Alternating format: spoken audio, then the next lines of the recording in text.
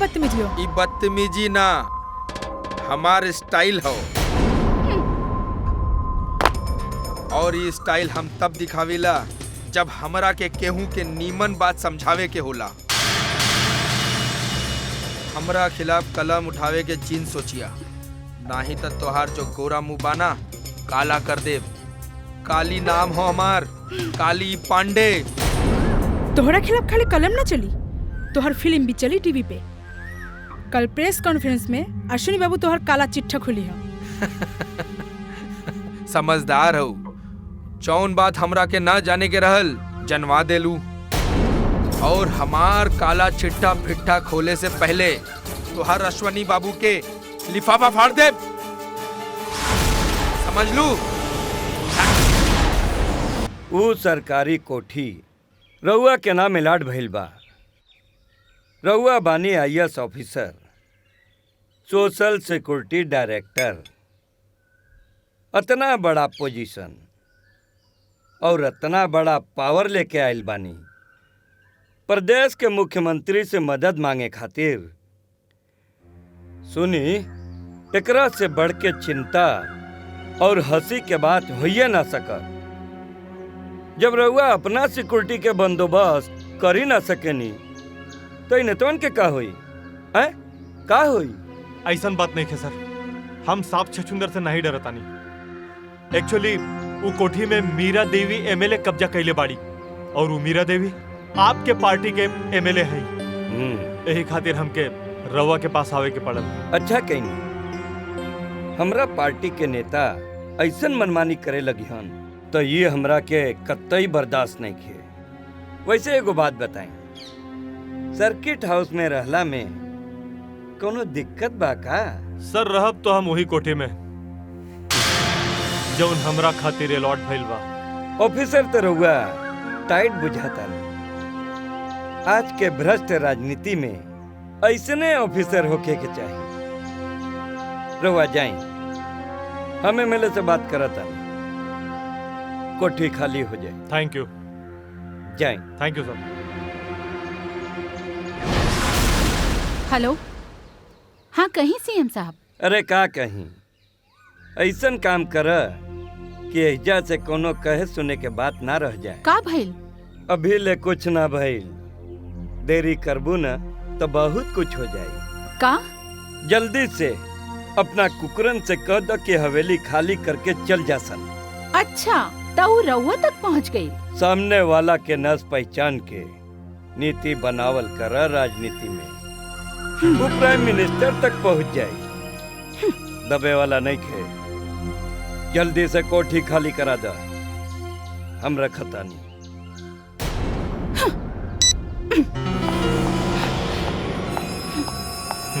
देखा, कोठी तो खाली हो गई।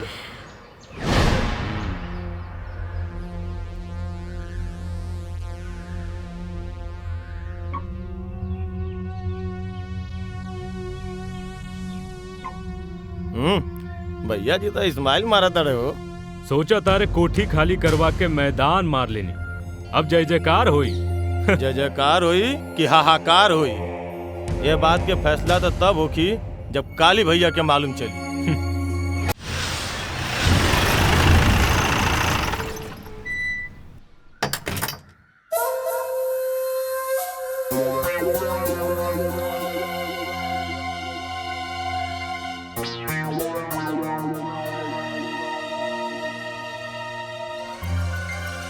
जी तो रउए बानी हूँ IAS ऑफिसर जे हमार लोगन से ई कोठी खाली करा लेनी।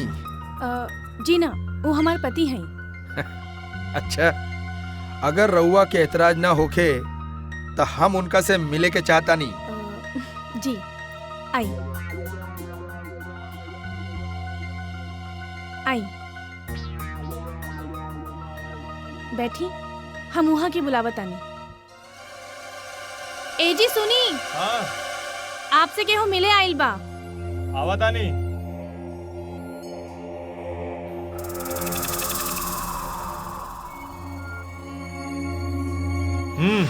बोला।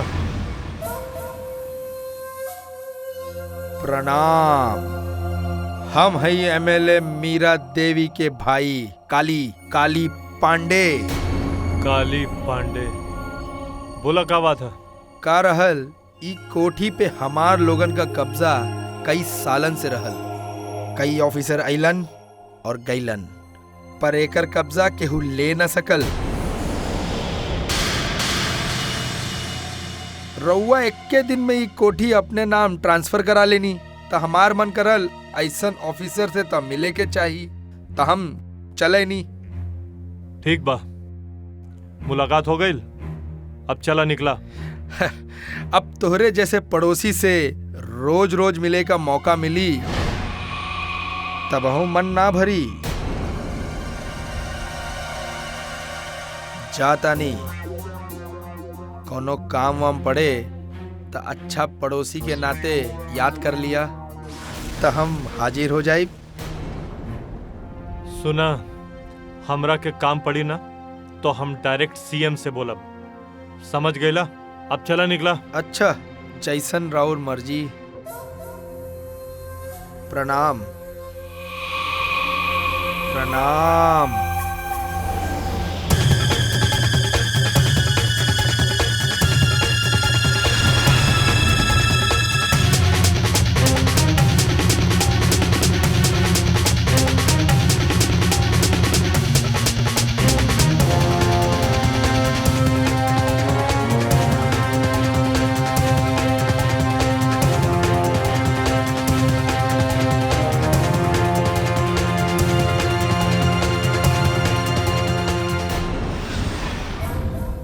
मिल के आवतानी आपन नया पड़ोसी से।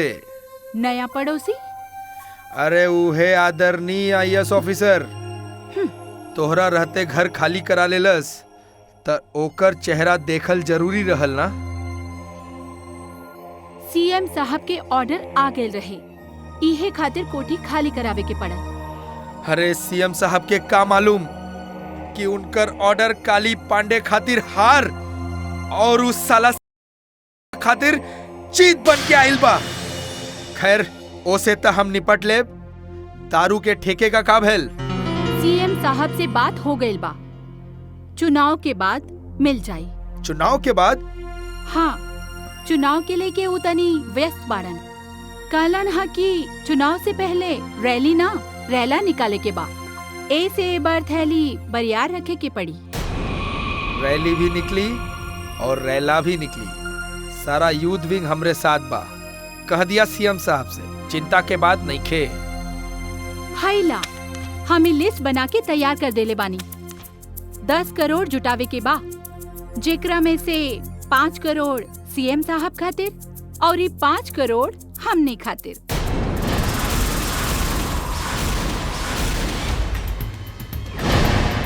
पकड़ा सरवा के पकड़ा। चल भाई, डाल तो गोली मार दे। चल, ये काली भैया राउर शिकार।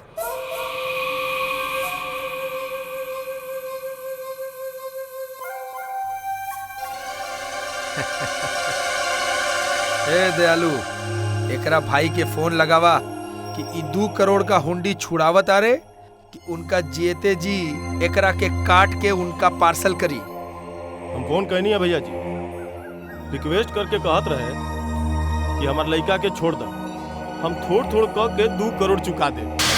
अच्छा, इंस्टॉलमेंट में पैसा दिए? लगावा ओकरा के फोन, हम बात करता नहीं। डॉक्टर साहब, राउर एको गो भाई और वो भी काली पांडे के कब्जा में, तब वो आ गई ने उनका खिलाफ एफआईआर लिखवावे। कहीं ई बात उनका पता लग गई, राउर हाथ आला उठावे लायक भी ना रही, बताई। और भाई जाई हाथ से तवा ना लग।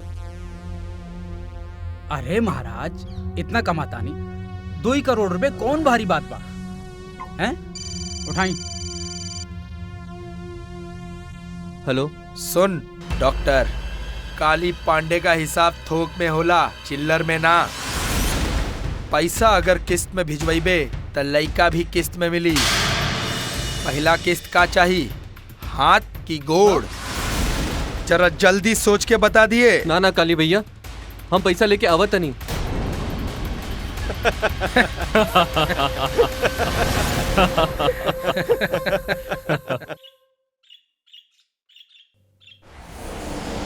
देखा था मस्त टमाटर नियर माल आवतिया, मिल जाई ना तो मजा आ जाई।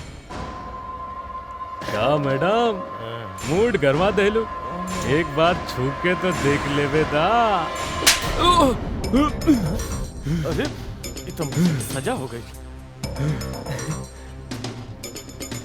तमाचा तो गाल पे पड़ल, पर झंझनाहट दिल में भइल दिल में। अभी झंझनाहट तबले न खत्म हुई जबले तो आर इज्जत न उतार दी।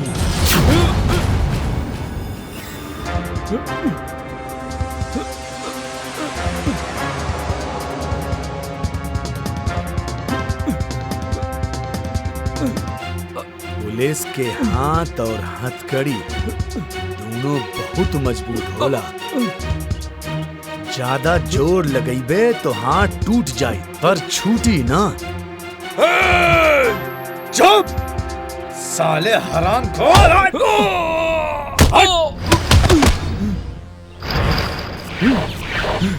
इलता मारा संसाले के।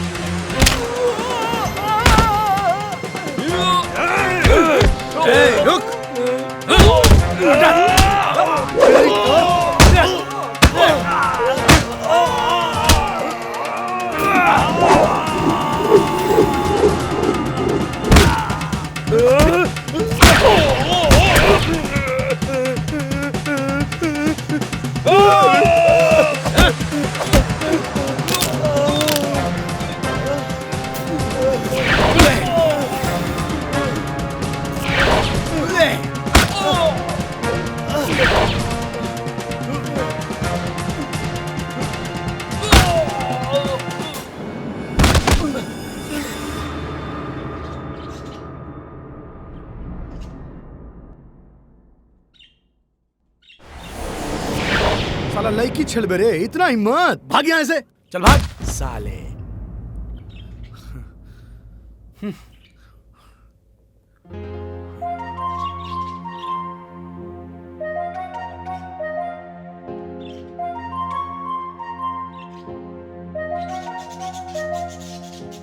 ऐसन कपड़ा पहन के चलबू ना तो गुंडा का ये पूरा जिला जवार के मर्दन के नियत डोल जाए। का बात बा, लागत बा हमारी इज्जत बचावे का ठेका ही ले लेला बाड़ा। ये ला चश्मा।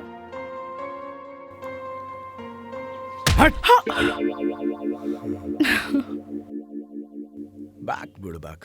हाँ उका है कि मैडम वो दिन कपड़ा का प्रॉब्लम रहे, आज तक कपड़ा ठीक बा, फिर भी गुंडा सा खैर छोड़ा। ये बताओ यहाँ यही कैसे? जो हम न्यूज रिपोर्टर है एक न्यूज चैनल में। हमरो पोस्टिंग भी यही है बा। हाँ अच्छा भइल कि तोहरा पोस्टिंग यही जा भइल। काहे? काहे कि तू आ गेल बाड़ा, अब हमार मन भी यही जा खूब लगी। ठीक बा, चला तो के छोड़ दे। चला। पिंकी, पिंकी, पिंकी, अरे ये सब का कर रहल बाड़ू? जाके सुतत नहीं खे बनत तब बस बदमाशी शुरू। हाँ अरे का भइल, काहे डांटा दारू हमार बिटिया के? तनी देखी का कर रहल बाड़ी, एकदम परेशान करके रख देहली। तनी पूछी था के एको अक्षर पढ़ले बाड़ी की ना आज? का बिटिया? कल स्कूल जाऊंगी तो पढ़ लूंगी। ठीक बोले थी हमार बिटिया, कल स्कूल जाई तब पढ़ाई करी, है ना बेटा? जब स्कूल जाई ना तब खूब पढ़ाई करके हमार जैसन IAS अफसर बनी, ठीक बा? अच्छा सुना, रात बहुत हो गेल बा, अब जा जाके सो जा, ठीक है? Good night. Good night, good night बेटा। अरे तू कहाँ जाता रू? छोड़ी ना, पिंकी आ जाई। पिंकिया तो ना आई, लेकिन सुना, हम तोहरा के छोड़े खातिर ना, प्यार करे खातिर पकड़ ले बानी। अच्छा सुना, बहुत दिन भइल हमने के बीच कुछ खेल तमाशा ना भइल। खेल तमाशा करे खातिर बेडरूम हा। हमरा के पता बा, लेकिन नया शहर, नया घर, नया तरीका से इहे खेलल जाई ना।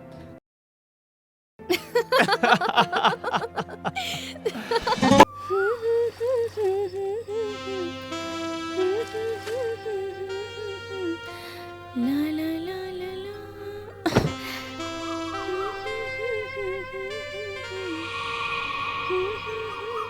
ला ला ला ला। ला ला ला ला।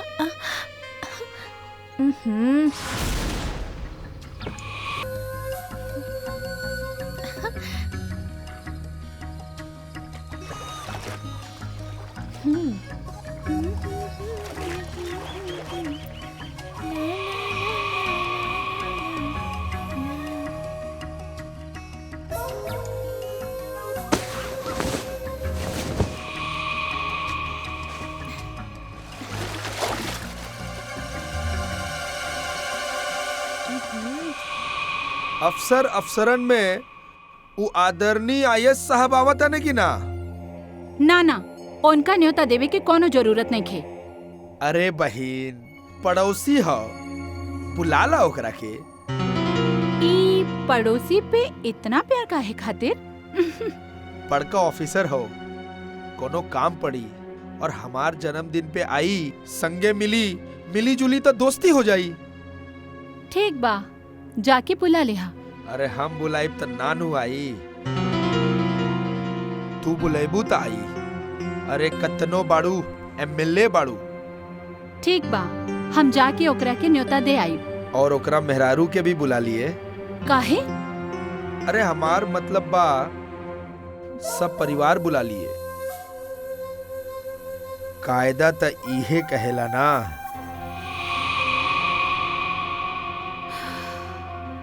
ठीक बा, बुला ले।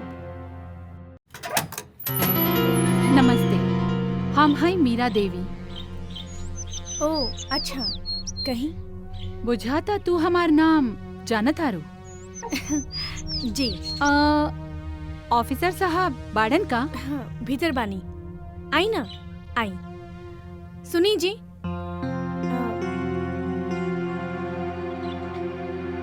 प्रणाम। प्रणाम, बैठी। ऑफिसर साहब, हम रउआ के न्योता देवे आयल बानी। परसों हमरा भाई के जन्मदिन बा, ओकरा उपलक्ष्य में क्षेत्र के लोग जलसा रखले बा। रउआ आइब त हमरा अच्छा लागी। लागता कोठी के बाद से रउआ गुस्सा बानी। ना ऐसन छोड़ी ना, बड़ बड़ लोगन के साथ छोट छोट बात होत रहेला। हमरा खुशी में शामिल होखब त हमरा अच्छा लागी। रउआ आइब ना? हम औरतन के बात के बुरा ना माने नहीं। देखब मेम साहब, हाँ? रउआ हमार पार्टी में आइब त ओकरा में 4 चांद लग जाई। रउआ इतना कहत आनी त जरूर आइब। ठीक बा, चलत आनी। अच्छा, नमस्ते। नमस्ते जी।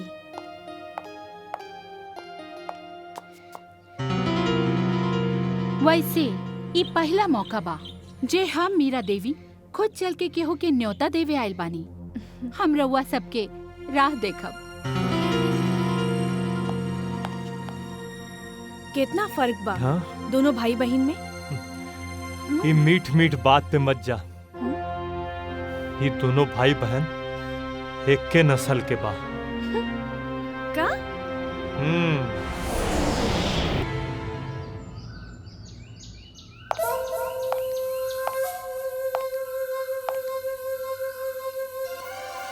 हाँ? के हाँ? पहचान लू ना? काली पांडे। घर तो बड़ा नीमन सजेले बानी। एहिजा काहे आइल बाड़ा? स्वागत करे।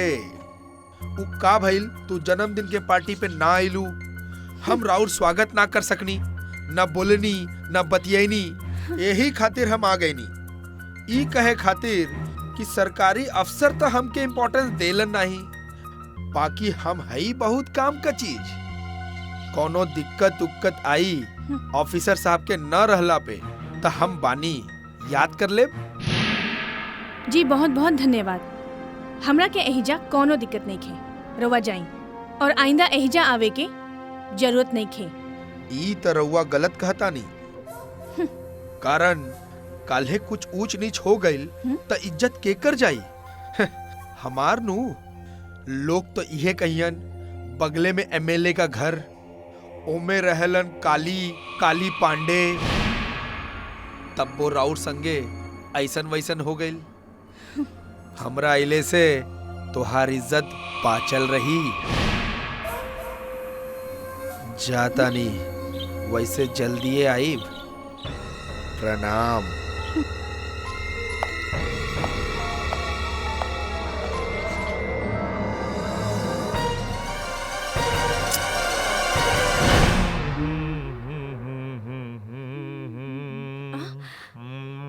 आ गई नी। पिंकिया सुत गइल का? ओ कब के सुत गइल बिया। ई का पान खा के आइल बानी? का बात है? आज तो कयामत के रात बरानी। का मतलब? मतलब ही कि हम 5 दिन हिजा नहीं खिना, तो हम चाहता नहीं कि वो 5 दिन का कसर आज निकाल ले। 5 दिन खातिर कहाँ जाता नहीं? अरे वो सरकारी काम से दिल्ली जाता नहीं। कब? कल है सुबह। 5 दिन में रहुआ आ जाइब ना? आ जाइब रानी, आ जाइब। तू चिंता काहे करत आरू? अच्छा सुनो, हाँ? ई हा स्पेशल पान, एकरा के खा के तोहार मूड बन जाई। उ कहा कि हमार मूड तो बन गई है। ना ना, हम ना। अरे ना, खाई के पड़ी। सुना ना, ई हा पान, एकरा के खाइबू ना तो आज तो पलंग टूट के रही। अरे ला ना। ऐसन बात है? तब तब बिल्कुल ना खा ला ना।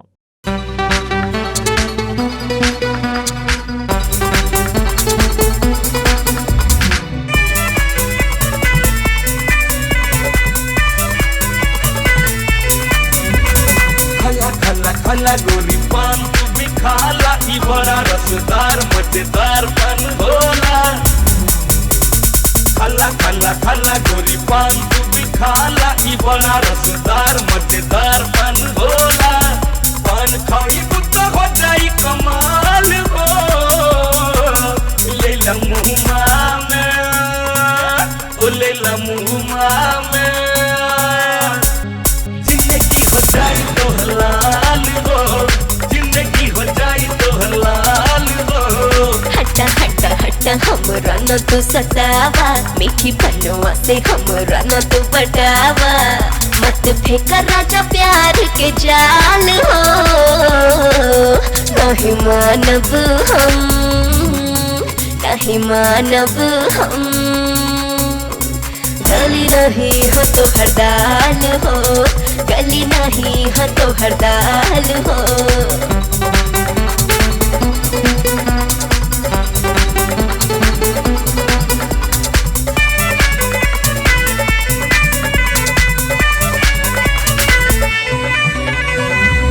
एक बार खाईबू तो बार बार मांगबू, पानवा के पीरी से जियरा जुड़ेबू।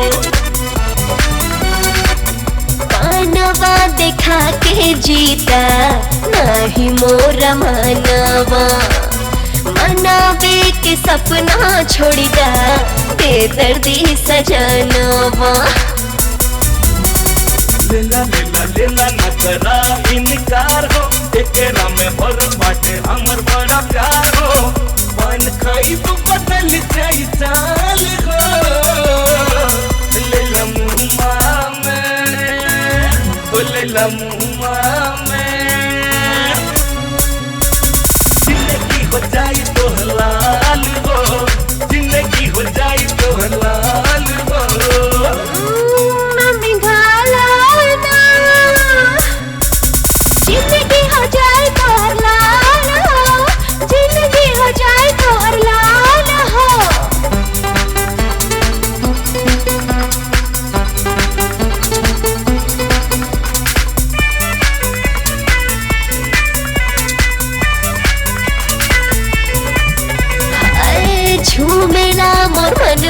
खई के बनवा तोहार हो अंग अंग हिले ता बड़ा दमदार हो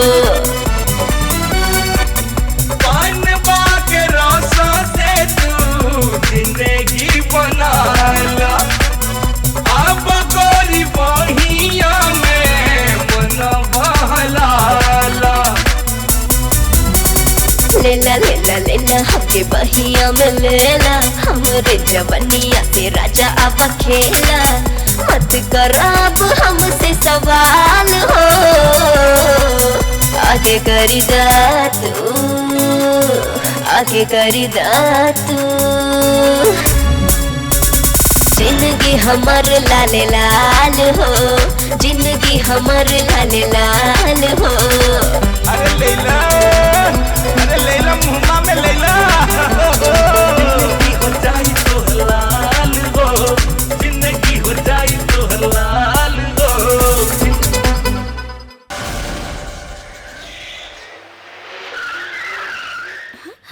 अर्जुन भैया भाभी अर्जुन भैया भाभी यही रहुआ? जा हाँ हमारा पोस्टिंग यहीं बा चलो छोड़ दें ना ना कोनो बात नहीं अरे आवा भाभी छोड़ दे तू हो बैठा चलो बैठा ठीक गाड़ी बा। में आवा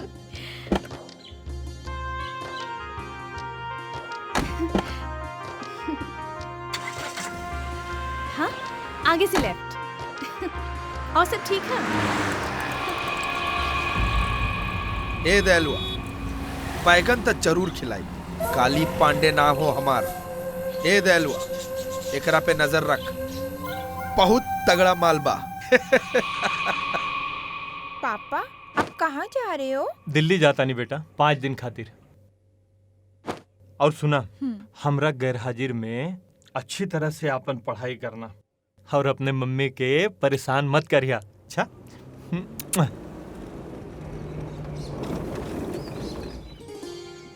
हाँ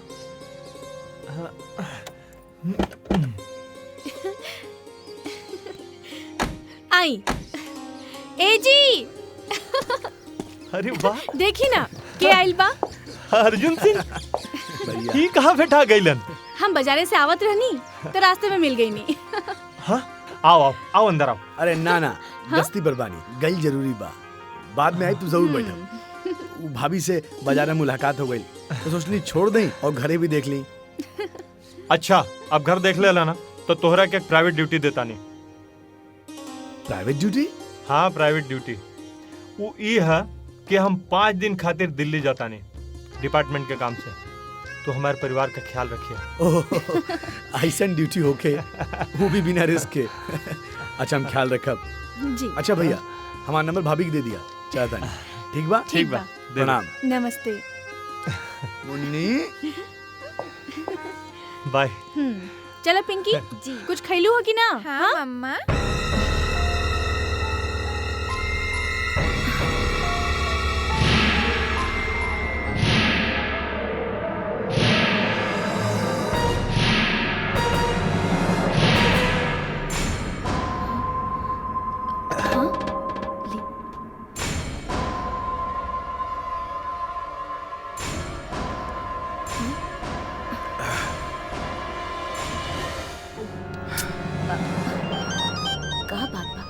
तबीयत तो ठीक बा ना? हाँ बोल दयालु। भैया एगो कमाल के खबर सुनावतानी। ऑफिसर अश्विनी कुमार 5 दिन खातिर दिल्ली जात बानी। अरे का बोलत हुआ? ई तब बहुते बढ़िया खबर सुनैला। अब काल से पिकनिक वही जे मनी 5 दिन खातिर ऑफिसर के बीवी के संगे।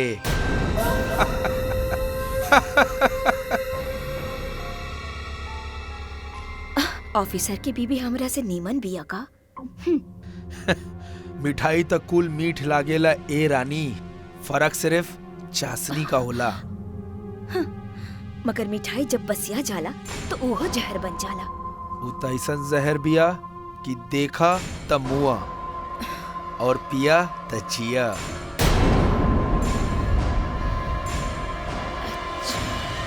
पिंकी टिफिन खा ली है। हाँ और अगर टिफिन खाली ना मिलल ना ताज मारे।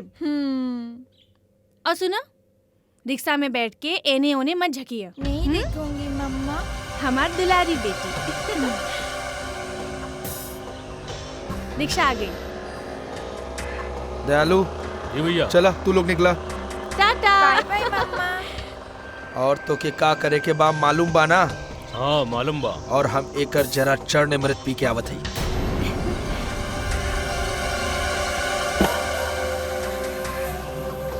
इधर आ, चल पीछे ले।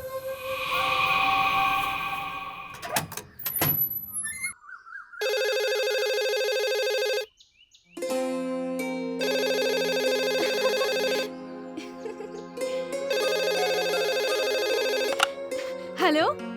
हेलो। हाँ सरिता। हाँ जी, ठीक से पहुंच गए नीनू। हाँ हम तो ठीक से पहुंच गए नहीं। अच्छा पता बा, यहाँ दिल्ली में खूब ठंड बा। तू रहतू ना, खूब मजा आई। अच्छा हम तो पहुंच गए नहीं, तो हार का हाल चाल बा? हम एकदम ठीक बानी। अच्छा हम नहीं खी फिर भी ठीक बाड़ू? मस्ती ना, काम पे ध्यान दी। वैसे आज सुबह जब हम उठनी और चाय उठौनी तो राउत ढेर याद आवत रहे। अच्छा जब रात के खाना खैबू त का हाल होई? जवन राउर हाल उहे हमार हाल। हाँ तू उन्हें तकिया पकड़ के करोड़ बदलबू, हाँ मैंने। अच्छा अब ढेर हो गई, हम फोन रखत आनी। ठीक बा, फोन रखत आनी। अच्छा वो मोटी तो स्कूल गई भी है ना? हाँ अब इन छोड़ के आवत आनी। अच्छा ठीक है, हम रतिया के वो मोटी से बतियाए और वो आई ना तो ओकरा से कह दिया ओकरा पापा के फोन आइल रहे। ठीक है? हाँ हाँ बता दे। रउआ अपन ख्याल रखी। अच्छा रखत आनी। हाँ, बाय।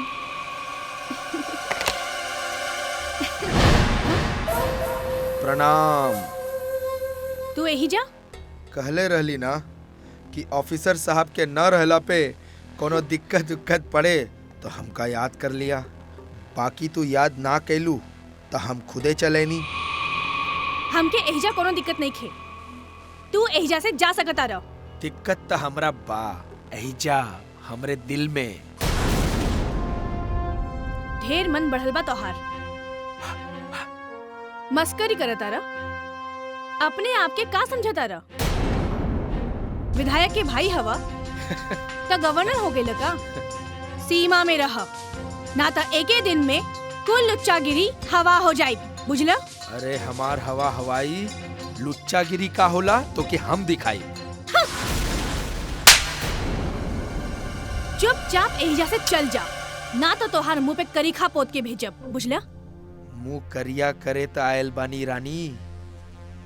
तू ऐसे ना मनबे।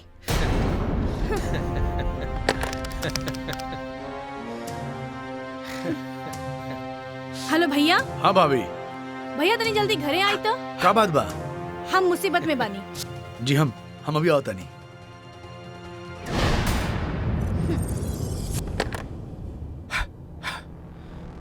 फोन करे के तक कर देलू, पर सोचलू तोहार बेटी पिंकी केने बिया? का? पिंकी हमार कब्जे में बा। पिंकी?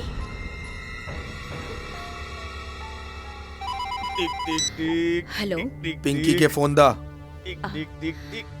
आवा बेटा। ला अपन मम्मी से बात करा। Hello mamma. Hello Pinky. Mamma मैं बिल्कुल ठीक हूँ। ठीक हूँ मम्मा। आंटी ने कहा मैं कल शाम तक घर पे आ जाऊंगी। ठीक बा पिंकी। Hello hello Pinky. आखिर तू क्या चाहता रहा? तुहार इज्जत। हम अंदर जाता नहीं। आपन बेटी के जिंदगी प्यारी ना होके त एसपिया के अंदर बुला लिया, नहीं त अकेले चलैया। समझ लू? हम इंतजार करत हई।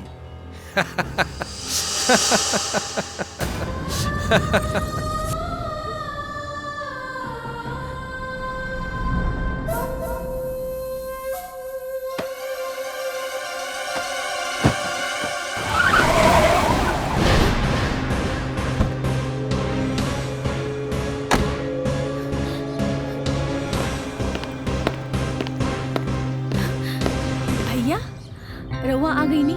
बोली ना का बात बा? वो कुछ ना, वो बाहरी गुंडा मवाली लड़का घूमत रहलन, यही से हम घबरा गई नी। बेकार में रउआ के परेशान कईनी।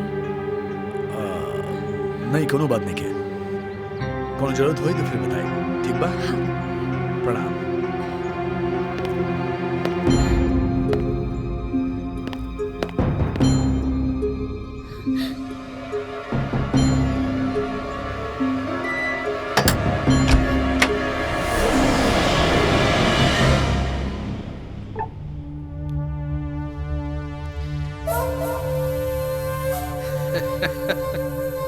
चला अपन कपड़ा उतारा उतारा।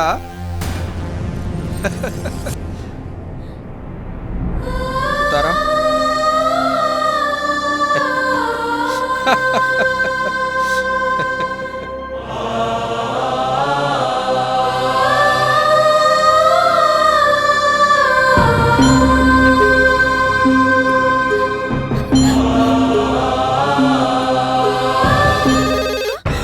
अरे रुका।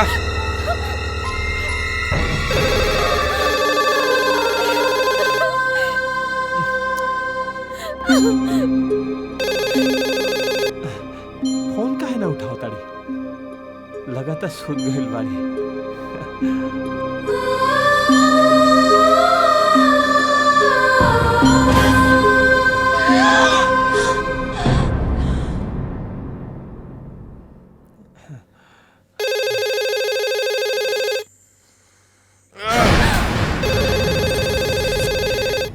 फोन।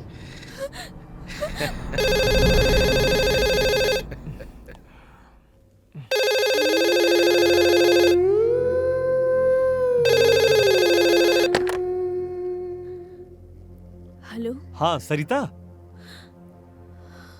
अरे रात के फोन कई नहीं, तू उठौलू काहे ना?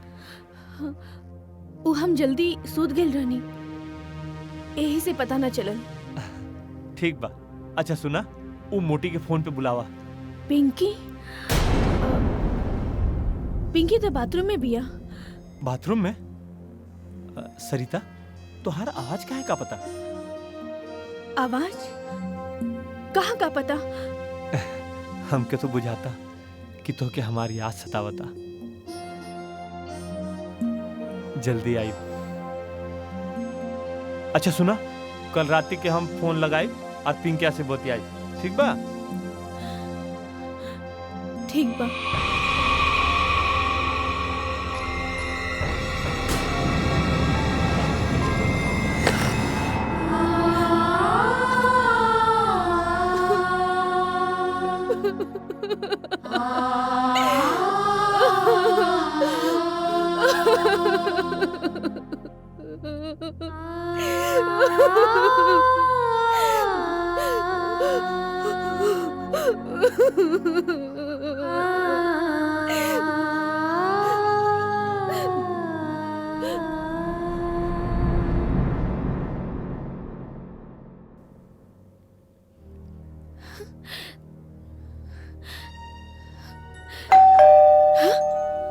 पिंकी?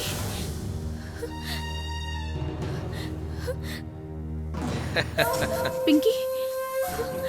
पिंकी कहाँ बिया? जहाँ भी बिया सही सलामत बिया, पर आगे का हमरा नहीं खे मालूम। खैर ला बतिया ला। हेलो। हेलो। हाँ ला बेटा, मम्मी से बात करा। Hello mummy. हेलो बेटा। मैं बिल्कुल ठीक हूँ, आप मेरी चिंता मत करो। Good night. हेलो। हेलो। लावा, अपना मर्द से न बतिएबू, कब्बे से फोन बाजत बा।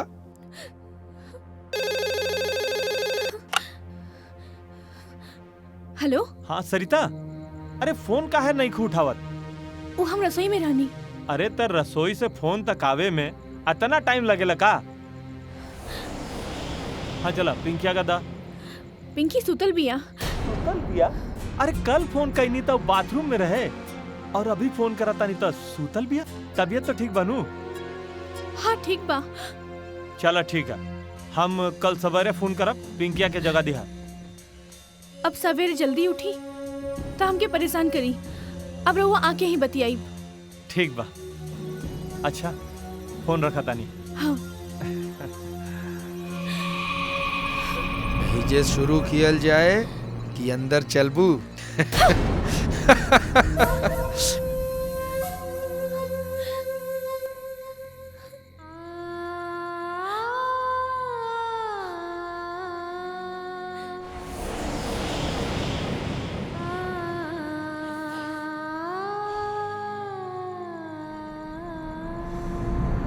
का करबू, असही होला। ऊ कहावत त सुनले बाड़ू, खेत खाए गदहा मार खाए चुल्हा। करे केहू भरे केहू, तो हर मर्द का गलती तोहरे पे भारी पड़ गई। अफसर साहब ई कोठी खाली करके चल गल रहते त काली का ई नजर तोहरे पे ना पड़त ना। अब उनका के का मालूम कि उनका गलती का सजा तू भोगतारू।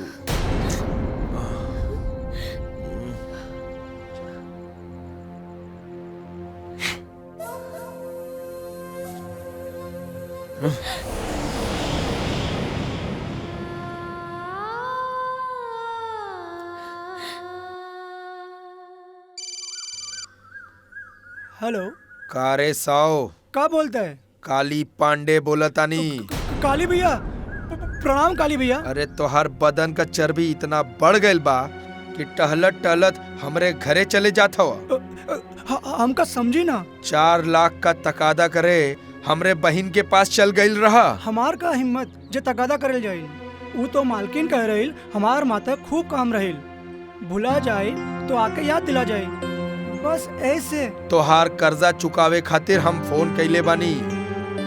चुनाव आवत हो, तोहरे नाम से हम 15 लाख रुपया लिख ले बानी। 4 लाख रुपया काट के दयालुआ के हाथे 11 लाख रुपया भिजवा दिया।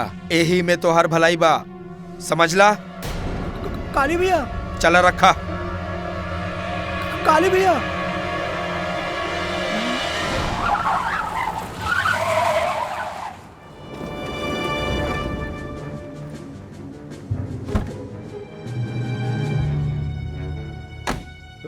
का रे? इतना रात में यहाँ का रे? ना ना कुछ ना। चल भाग, चल भाग भाग, चला भाग।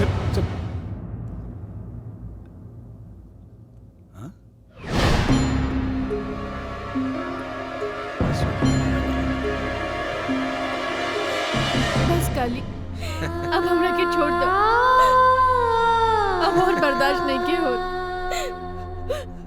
सब कुछ तो लूट गए, कुछ नहीं के बचल। कुछो नहीं खे बाचल। तोहार बेटी बाचल बिया और तोहार मर्द बाचल बा, और तू कहतारू कुछो नहीं खे बाचल।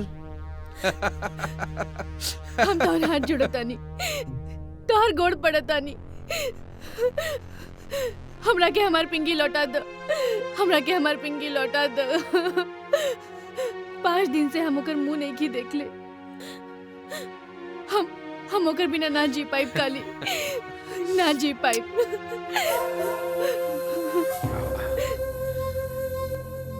अरे आज भर का तो बात बा, काल तो आइए जाए, और काल तो हर पति भी आवत अरे। फिर रहिया ओकरे साथ आराम से।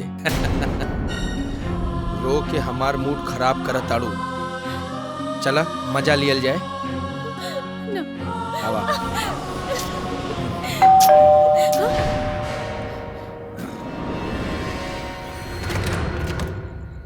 नमस्ते। नमस्ते।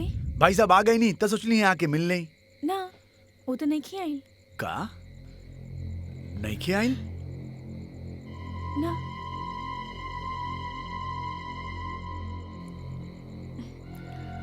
अच्छा ठीक बा, कोनो बात नहीं के। कोनो दिक्कत हुई तो रहुआ फोन करब। हाँ प्रणाम। जी।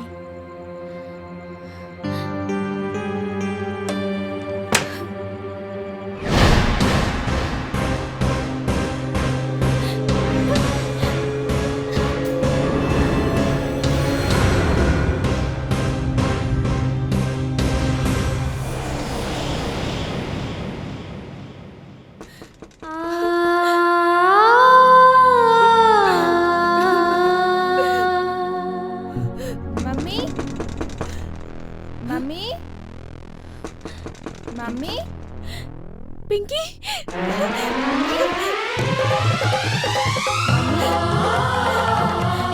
पिंकी पिंकी पिंकी मम्मा आपकी तबीयत ठीक हो गई? हाँ बेटा। मम्मी वो जो गुंडों ने ना मुझे ना पकड़ा था, आपके पास नहीं आने दे रहा था। पापा को बोल दूंगी मम्मा। ना बेटा, पापा से कुछ मत बोलिए, ना तो पापा वो गुंडन लोगन की जाके जान से मार दी है और पुलिस पापा के पकड़ के लेके जाए। हाँ ठीक है मम्मी, मैं कुछ नहीं बोलूंगी।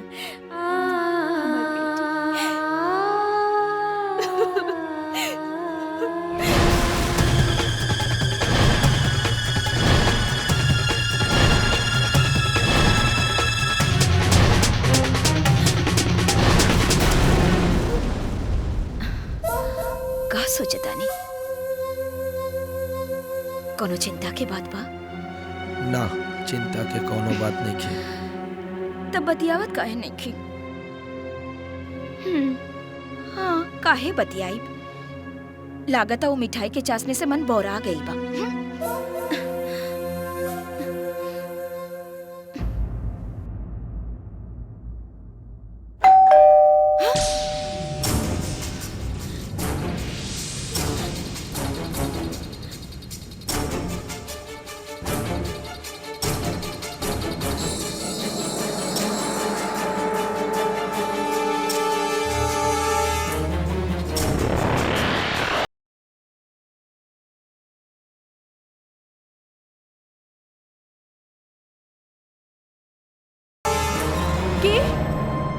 सरिता,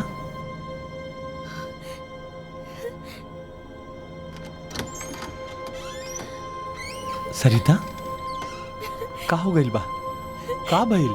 अरे अरे पागल, का भइल? हाँ? हम जाना बानी तो के हमार जुदाई बहुत सतौले बाना। अब हम तोहरा के छोड़ के कब ना जाए, ठीक है? पर ही तुहार प्यारी प्यारी आंख में आंसू अच्छा नहीं खिला। हाँ? अरे अरे कहा पागल पागल।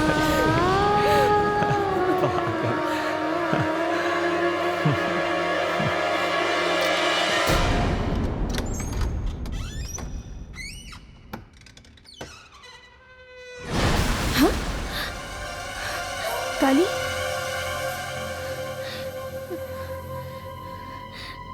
देखो तू हमार मजबूरी के बहुत फायदा उठा चुकल बाड़ा। अब हम अपना पति के लायक भी ना बानी और अब पिंकी के डैडी भी आ गइल बानी। अब का चाहता रहा कि इनका और समाज के सामने हमारी इज्जत भी चल जा। ना, छोड़ दे काली। हरदम ख्याल रखब तोहार इज्जत करानी, पर का करी, लाचार बन। अब बहुत हो गई। पूरा ना भइल। पिंकिया का होई? ऑफिसर साहब के हैं? हैं? समझ लू? समझ लू? हैं? हैं? समझदार बाड़ू। हैं?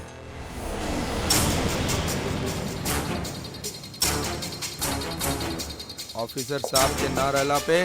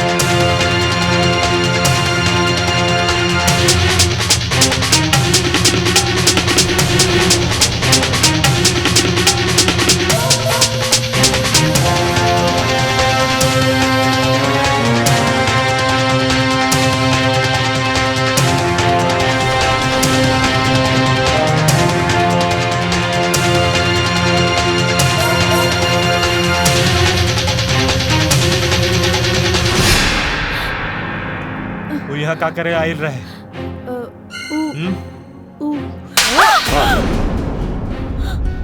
बोला का पूछा था नहीं हम, वो काहे आई रहे?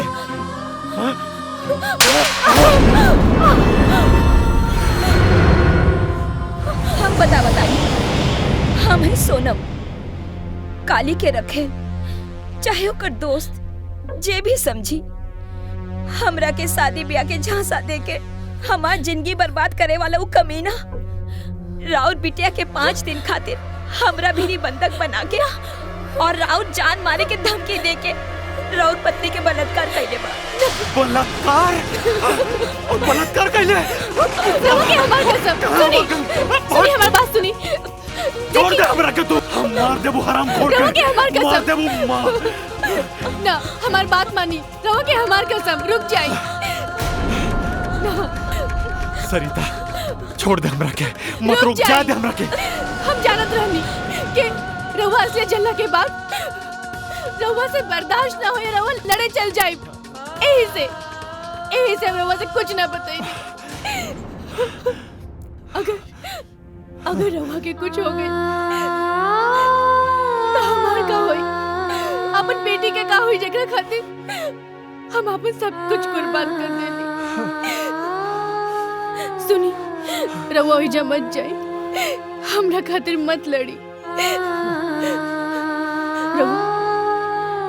रहुआ हमरा के त्याग दी, वैसे भी हम रहुआ लायक ना रह गई।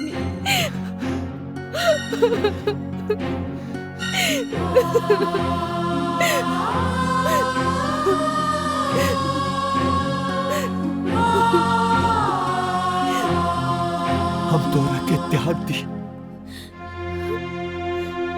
एमे तोहार कम गलती बा, गलत काम कुकुर कैले बा।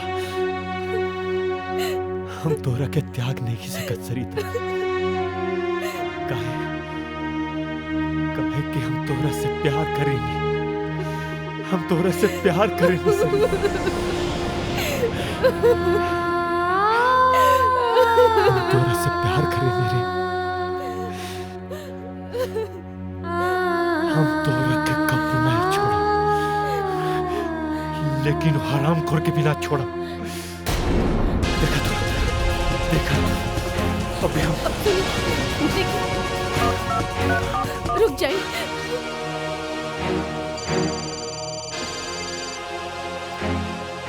हेलो अर्जुन, हम बोलता नहीं अश्वनी। क्या बात है अर्जुन? तोहरा रहते तोहरा भौजी के साथ ही का हो गई? का? उस साला काली पांडे हमार के हाजिरी में हमार पत्नी के बलात्कार कैले।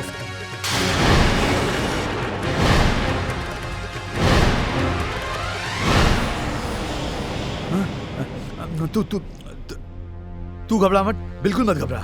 हम भैया कुत्ता के खींच के ले आता नहीं, हमरा मालूम बा कहाँ मिली।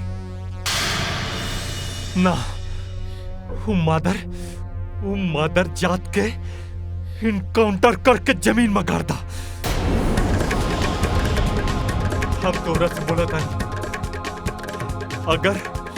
अगर तू ओकरा के न मरला तो हम मार दे।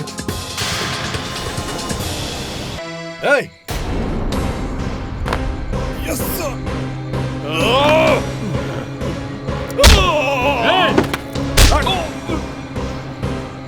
हटा। अरे एसपी, दिन ही में सपना देखा था रे कि काली पांडे पे हाथ उठाई तो बहुत नाम हो जाई। करा आगे कुछ बोले नहीं जे तो काम तमाम हो जाई। का समझ ले है अपने आप के? एमएलए के भाई हुए तो कुछ भी करबे।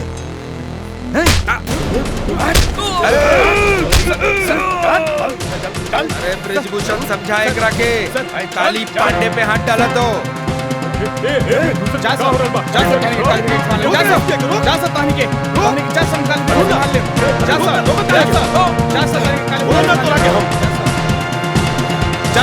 संभाल ले।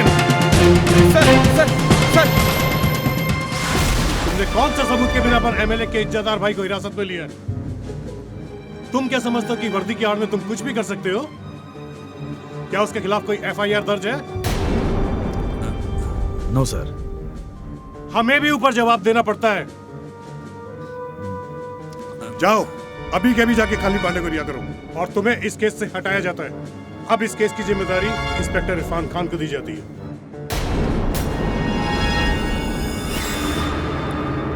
सर।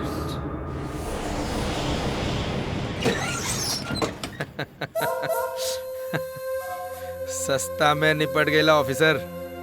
केस ट्रांसफर हो गई पर तोहार ट्रांसफर रुक गई। खैर यही जे बड़ा भेंट मुलाकात तो होबे करी। जाता नहीं तोहार IAS ऑफिसर के ऐसी का तैसी। हट।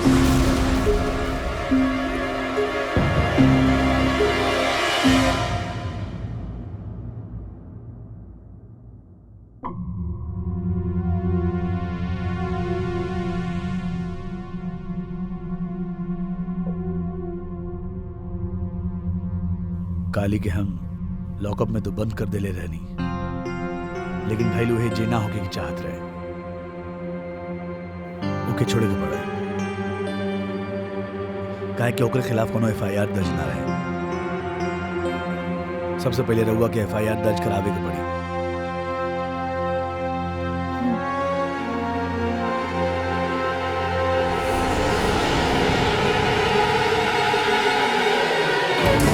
ये लोग स्काई न्यूज चैनल से आए हैं और बिहार की पुलिस पे एक डॉक्यूमेंट्री बनाना चाहते हैं। ओके।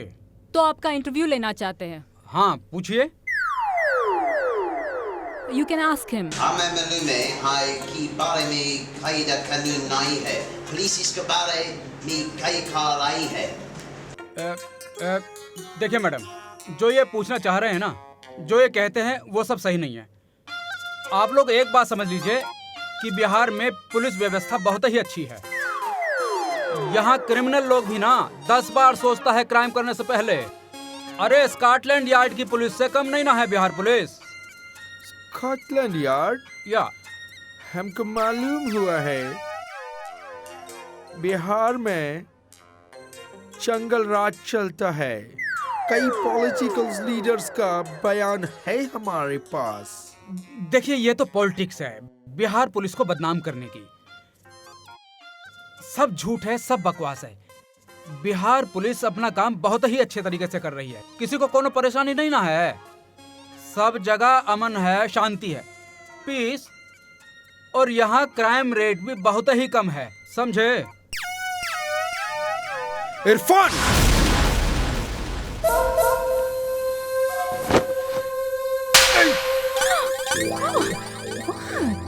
सुअर के औलाद, तोहार इतना जरूरत कि काली पांडे के खिलाफ एफआईआर दर्ज कैला? ये कहता नहीं मालिक, रवा खिलाफ थाना में एफआईआर दर्ज कैसे हो सकेला? जब ब्रजभूषण बाबू पे प्रेशर ज्यादा पड़े लागल तो छुट्टी लेके गांव चल गईलन। ई लोग के हवन?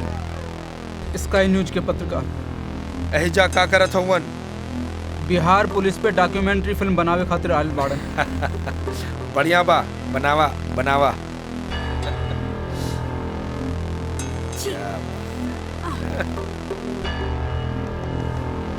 ये कौन है? ये वही काली पांडे है ना जिसने IAS की बीवी का रेप किया था? This is Jungle Raj.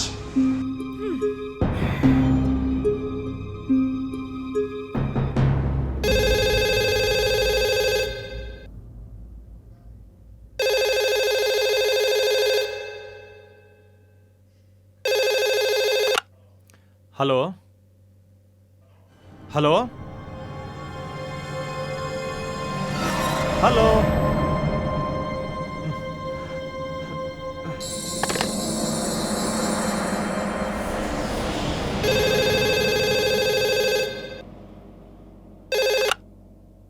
Hello hello के रे? अबे बोलत काहे नहीं खीस? हेलो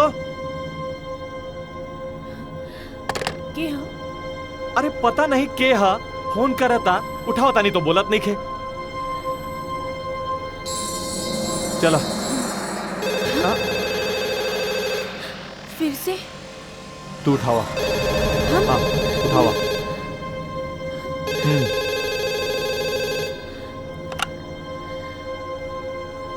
हेलो का हो भौजी, बड़ा देर लगा देलू।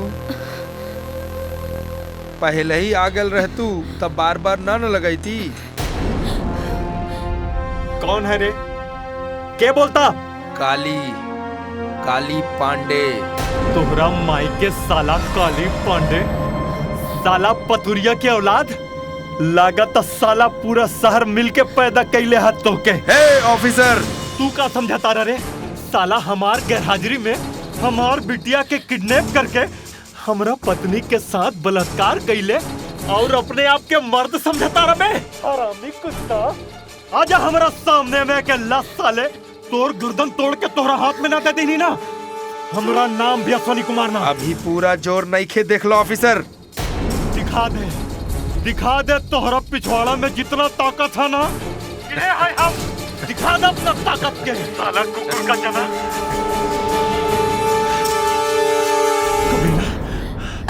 शांत हो जाए। चलिए सोती चलिए। ना छोड़ा बोकर के। एक बात कही। बोला हमार पिपीहरी। उ मरद पे का बीतत होई जकरा मेहरारू के संगे रहुआ जबरदस्ती रात बितावले बानी। उ तो तिल मुहत होई बेचारा। काहे रोज रोज फोन करके आग में घी जोखतानी। ओकरा पे बहुत तरस आवत बा। का बात बा? ढेर घमंड आदमी के ले बीतेला। अपन ताकत के घमंड में रहुआ कुछ ज्यादा आन्हर बानी। बेमतलब के उनका पीछे पड़ल बानी। न बनिया के केहू से मीत, न रंडी के केहू से प्रीत। हमरा छोड़ के ओकरा पे प्यार दिखावा तारू। आज के बाद हमरा काम में टांग जी नड़ैया। काहे कि हम तो के टांग अड़ावे खातिर नहीं, टांग खातिर रख ले बानी। समझ लू?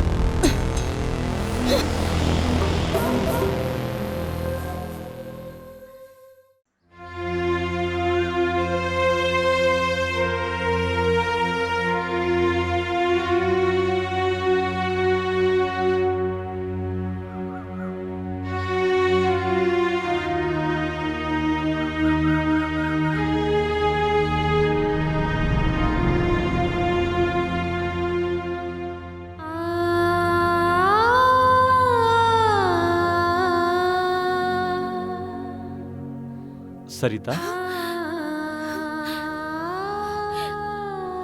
ए जी ई जगह छोड़ के कहीं और चली। हमके एजा मन नहीं खिलागत। रोज डर डर के जियतानी हमके रोज पिंकी और राहुल चिंता सतावेला। सुनी, गुंडन लोगन से लड़ाई कैल छोड़ दी। ओकनी के का भरोसा। अगर रवा के कुछ हो गई तो हम केकरा सहारे जियब। तू घबरा मत, हमरा के कुछ ना होई। हम जौन करतानी ना हमरा के करे दा। बार बार ये आंख में आंसू लाके हमरा के कमजोर मत बनावा। वो हराम खोर के सजा दिलाए खातिर हमरा के जहां तक जाए के पड़ी ना, हम जाइब। तू देखत रहा।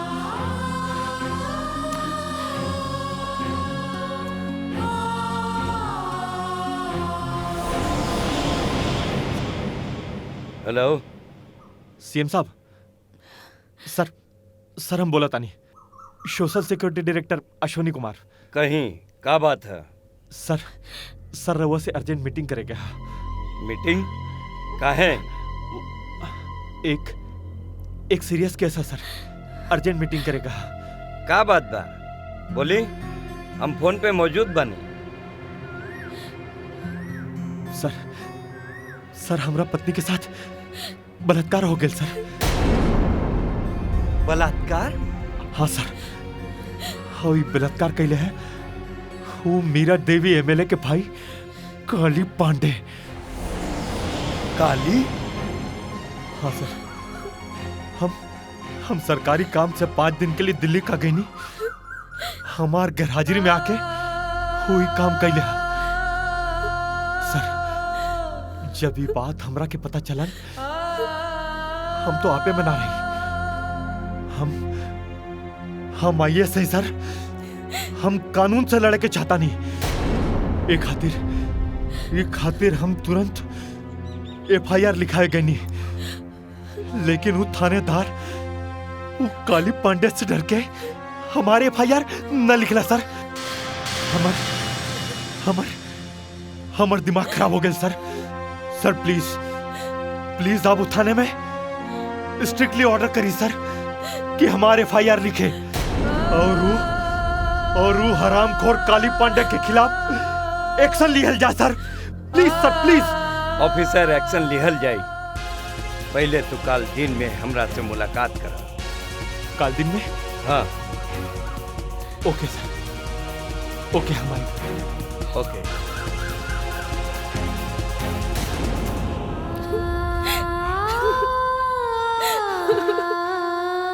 ई एमएलए के कुर्सी मिलना के मतलब ही नहीं खे कि सारा दुनिया तोरा मुट्ठी में बा।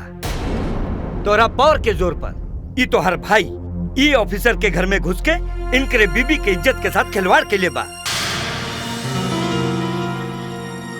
हम मानत आनी कि एकरा से गलती भइल बा। ए खातिर हम ऑफिसर साहब से हाथ जोड़ के माफी मांगत आनी। तोहरा माफी मंगले से का हुई? माफी तो नालायक मांगी। ए, चल माफी मांग।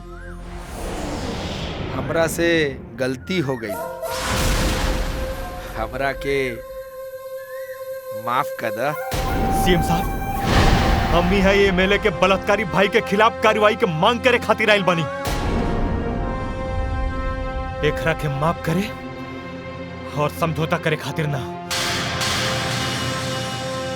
समझौता तो समझदारन के काम हो खेला। मूर्ख जैसन बात मत करा। तोरे घर के अंदर के लुटल इज्जत अगर बाहर फैल जाए ना तो अखबार और मीडिया न्यूज बना के ऐसन खिसियान कि रउआ और बीबी मुंह दिखावे लायक नहीं रह। रउआ के एगो सलाह देता, जवन हो गई वो बात भूल जाए। ई नालायक के माफ कर दी। समझ गई नहीं सीएम साहब। ये हरामखोर के तो हम वही दिन ठोक देला रहती जौन दिन हमरा के सब कुछ पता चला। लेकिन का करिए, आईएएस है ना, कानून के रखवाला है। लेकिन हम भी गवर्नर साहब के पास पिटीशन दे देले बानी। अब जे भी करी है गवर्नर साहब करिए।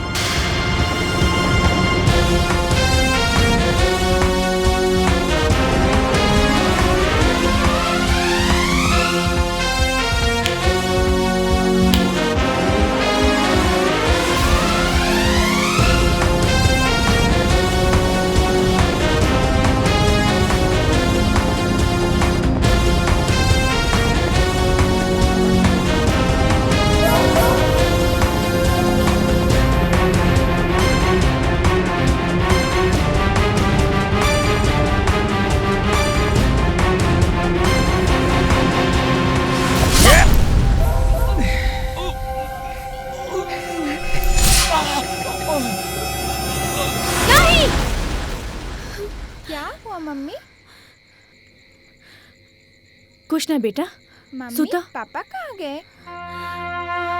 बेटा, पापा कानून की लड़ाई लड़े गेल बानी। तू सुत जा, सुता।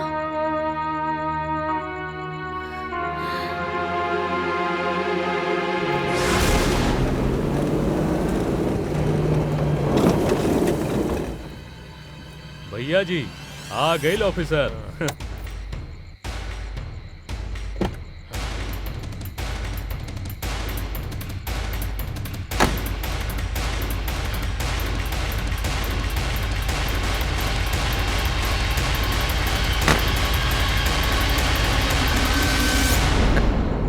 अरे काली पांडे, रास्ता रोक के खड़ा बाड़े रे। लगाता आजे मरे के इरादा करके आइल बाड़े। सवेरे बहुत हेकड़ी झाड़ के गेल रला ऑफिसर, उहे का जवाब देवे आयल बानी। इहे वो पिटीशन बाना जो गवर्नर साहब के देले रला। देखा सही जगह आ गई।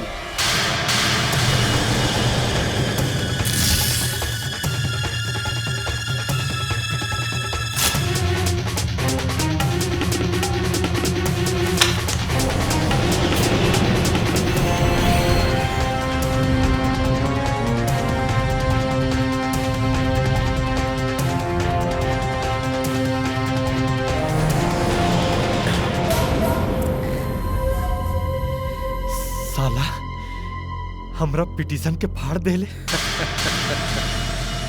अब जब तक तोहरा के सही जगह ना पहुंचा देब ना, तब तक हम चैन से ना बैठा। अच्छा देख ले तोहरा के। तू का देखबा ऑफिसर, हम देख ले बानी। तोहार मेहरारू के सर से पांव तक देख ले बानी।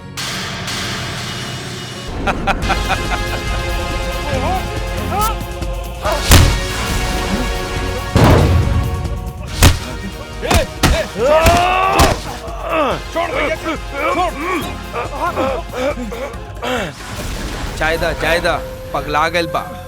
काली पांडे पे हाथ उठावत बा, काली पांडे पे। लेकिन हमरा के गुस्सा नहीं आवत। एकरा मेहरारू के संगे 5 दिन तक रहली त ई गुस्सा त जायज बा ना। हम तो के मारब नहीं, ऐसा ही तड़पे के खातिर छोड़ दे। कारे देलुआ, ख्याल रख सालेगा।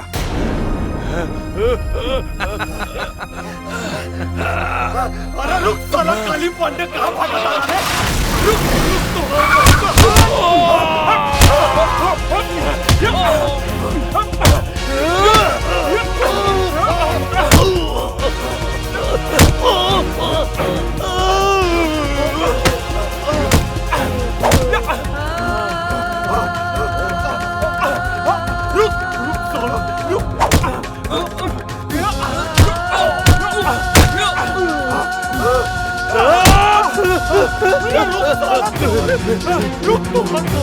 रुक तो ना।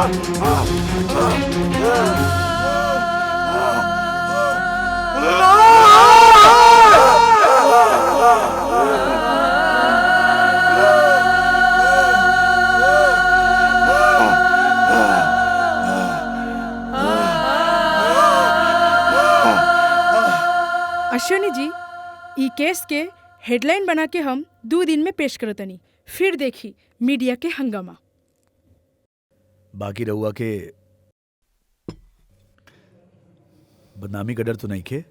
बदनामी के डर ओकरा होई जे बदनामी के काम कैले बा। हमके काहे के बदनामी के डर? देख अर्जुन, हम तोहरा के फिर से बोलतानी, मार दे ओकरा के। अरे कर दे इनकाउंटर, नहीं तो हम ओकरा के मार दे।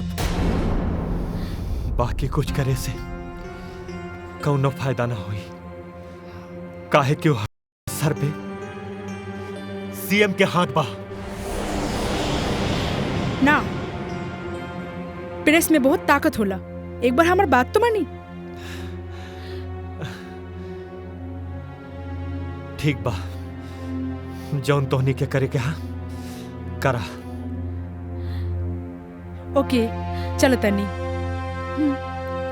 प्रणाम। प्रणाम।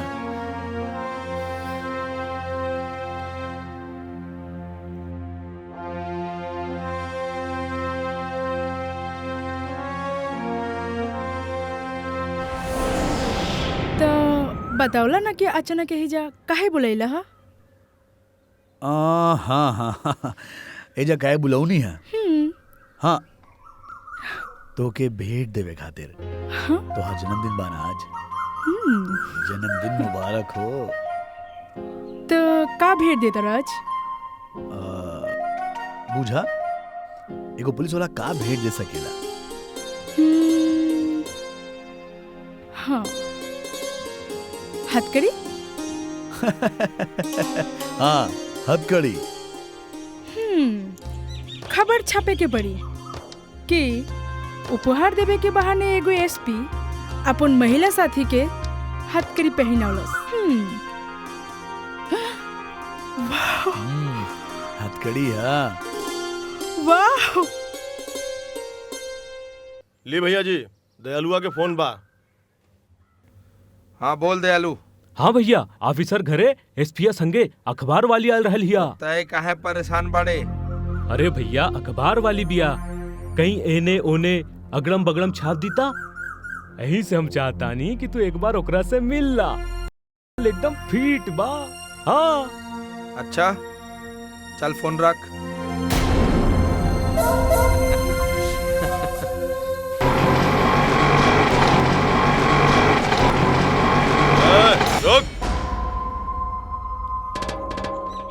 का बदतमीजी हो? ई बदतमीजी ना, हमार स्टाइल हो। और ये स्टाइल हम तब दिखावेला जब हमरा के केहू के नीमन बात समझावे के होला। हमरा खिलाफ कलम उठावे के चीन सोचिया, नाही तो तोहार जो गोरा मुंह बाना काला कर देव। काली नाम हो हमार, काली पांडे। तोहरा खिलाफ खाली कलम ना चली, तोहर फिल्म भी चली टीवी पे। कल प्रेस कॉन्फ्रेंस में अश्विनी बाबू तोहर काला चिट्ठा खुली है।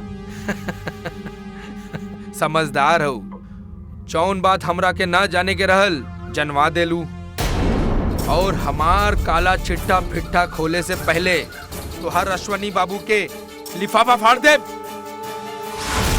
समझ लू।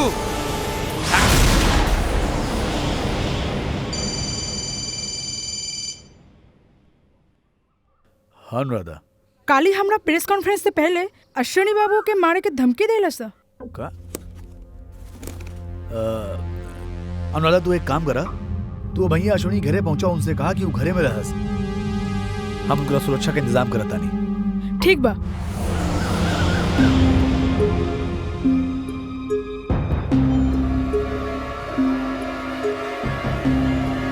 अश्विनी बाबू फोन नहीं क्यों उठावा?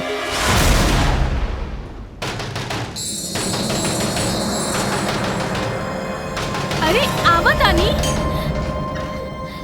अश्विनी बाबू कहाँ हवन? वो तो बाजार गइल बानी पिंकी के साथे। ओह गॉड।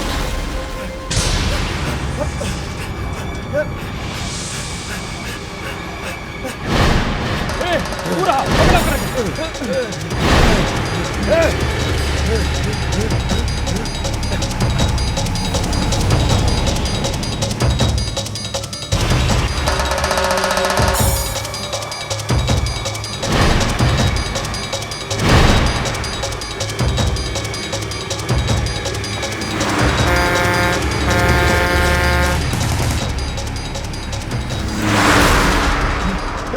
पकड़ा।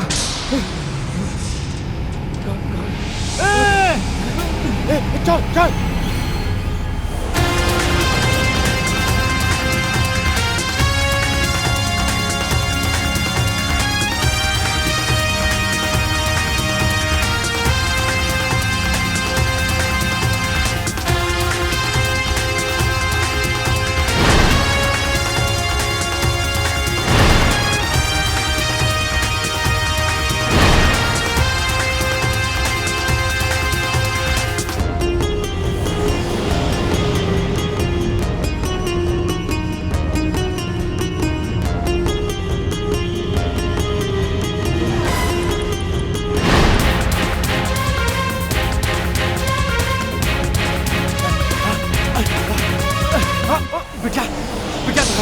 यहाँ बैठा रहा, चुपचाप बैठा रहा, आवाज न कर रहा, चुपचाप बैठा रहा। और ठीक है बेटा, चुपचाप।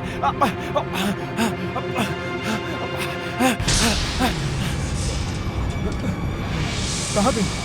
पूरा चला चल रहे।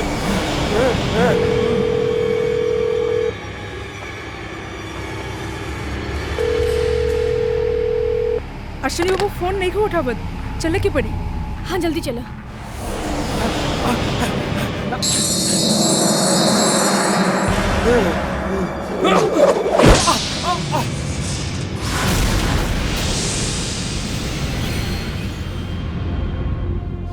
साला कुत्ता लोग वो दिन तू लोगन के इतना मरनी फिर भी आ गई ना सा। मारा चल।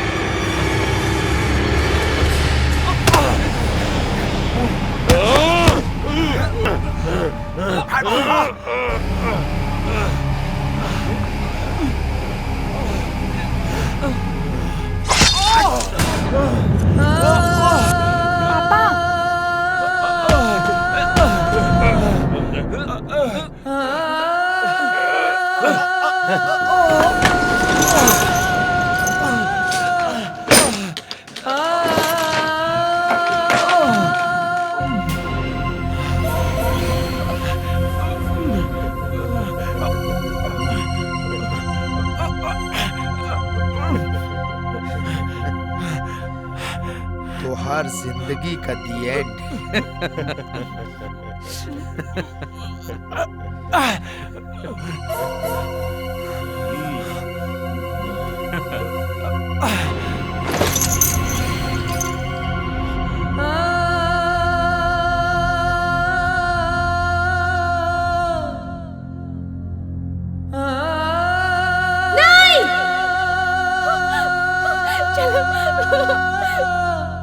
पापा पापा सुनी ए जी उठी ए जी आँख खोली ए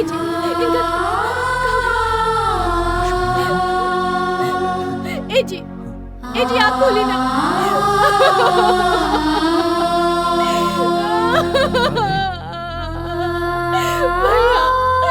भैया देखी ना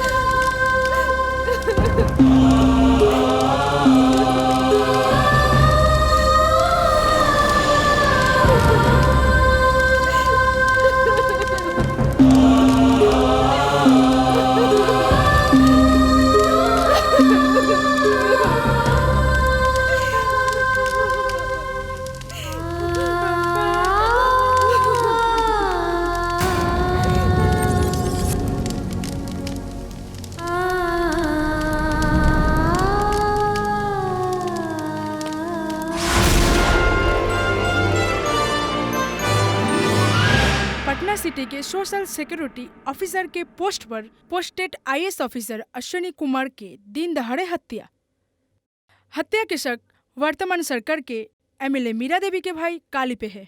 सूत्रों से मिली जानकारी के मुताबिक एमएलए मीरा देवी के भाई काली पांडे ने अश्विनी कुमार के गैर मौजूदगी में उनकी बेटी को अगवा किया और फिर उनकी पत्नी का बलात्कार किया, जिसकी जानकारी मिलने के बाद अश्विनी कुमार ने कानून का दरवाजा खटखटाया, लेकिन उन पे सियासी रसूखदारों का हाथ होने की वजह से उन्हें न्याय नहीं मिल पाया। सर अश्विनी कुमार मर्डर केस के बारे में क्या कहना है? जवाब दीजिए। अश्विनी कुमार की पत्नी के साथ बलात्कार हुआ है, हमें इसका जवाब चाहिए। हाँ सर, हमें जवाब चाहिए। हमें आपसे इसका जवाब चाहिए। What you doing about Kali's arrest? Do something. रास्ता दीजिए। Arjun Singh, IAS officer Ashwini Kumar murder case अब तुम्हें सौंपा जा रहा है। सर, ये केस मैं तभी लेना चाहूंगा जब मुझे अपने तरीके से काम करने की छूट दी जाएगी। ये नहीं कि किसी ऊपर वाले के दबाव में काम करना पड़े।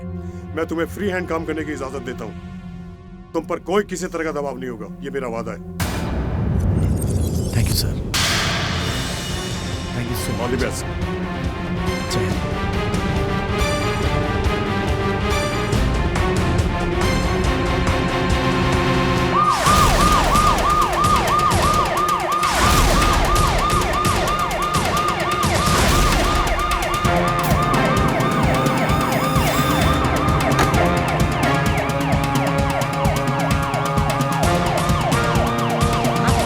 चल लिख रहा चल लिख रहा चलो।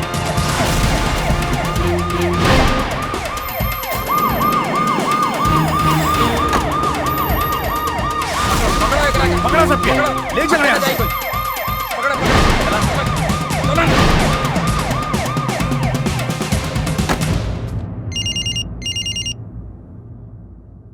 हेलो, हाँ सीएम साहब।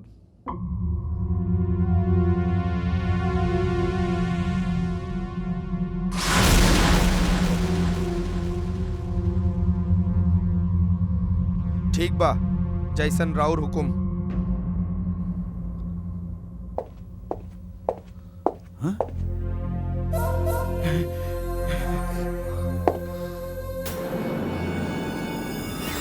अतना आंख फाड़ के का देखत हुआ एसपी? हम काली पांडे तोहरे पास खुद चल के आयल बानी। काहे कि तोहरा बाह में तो इतना ताकत बा नहीं कि हमके गिरफ्तार कर सका, तो हम सोचनी तोहार परेशानी थोड़ा कम कर दे। गीदड़ की मौत आवेला ना तो उस शहर के ओर भागेला। तू गीदड़ बाड़े जौन की अपने आप से अपने मौत के मुंह में चलाइल बाड़े।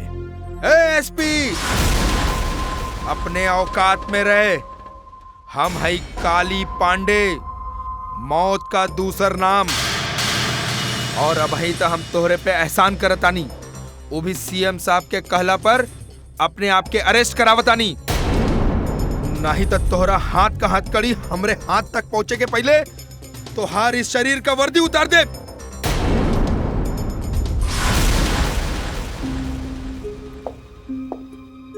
ए काली पांडे, ई कानून का वर्दी हा। तोहरे बहन के साड़ी ना जे कौनो मंत्री या नेता के सामने उतर जाई।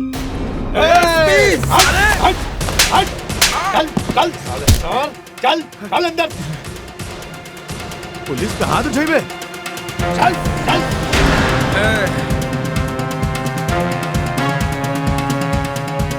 कसम काली माई के, अगर तोहार शरीर से ही वर्दी ना उतरली तो हमार नाम काली पांडे नहीं। ए सुन, अब ना तो तोर सीएम का पावर काम करी, ना ही तोर बहन की साड़ी।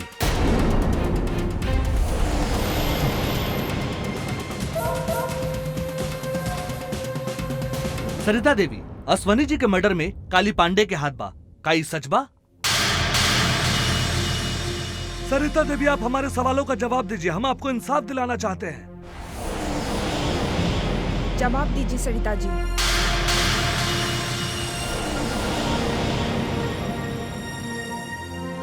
बोली दीदी बोली, ना तो राउर खामोशी काली का जीत बन जाई। रउआ खामोश काहे बानी? जवाब दी। हमार ई जवाब बा कि ना ही काली पांडे हमार पति की हत्या कैले बाड़े और ना हमार बलात्कार।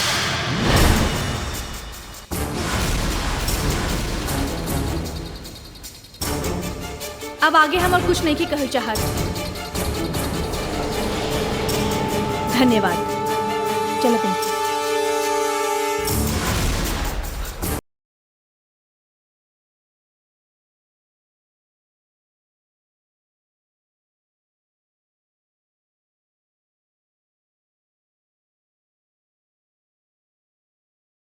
बात तो सुनी दीदी। भाभी, रउआ का कहनी? राउर एक जवाब से काली के करतूत के पर्दा फांस हो जाए, लेकिन रउआ कुल किए कराए पर पानी फेर देनी। काहे भाभी? भैया, रउआ हमरा खातिर और पिंकी के डैडी खातिर जवन कुछ कहनी ओकर हम एहसान मानतानी। बाकी अब हम नहीं की चाहत कि हमरा चलते रउआ सबकी और परेशानी हो। भाभी भाभी का कहता नहीं रहुआ? हम ठीक कहतानी भैया। रउआ सब है जेकरा खिलाफ हमके इंसाफ दिलावे की चाहतानी, कानून खुद ओकरा से इंसाफ मांगता। जवन भइल तवन भइल। अब हमरा लगे एक ही गो सहारा बा, हमार अपन पिंकी, हमार जिंदगी। और रहल बात काली के, अगर कुछ ना भइल और ना होई, जेकरा भीरी जोर न होखे ओके जोर वाला आदमी के सामने जोर ना दिखावे के चाहे। हम रउआ लोगन के हाथ जोड़तानी, हमरा के हमारे हाल में छोड़ दी, छोड़ दी। चलो पिंकी।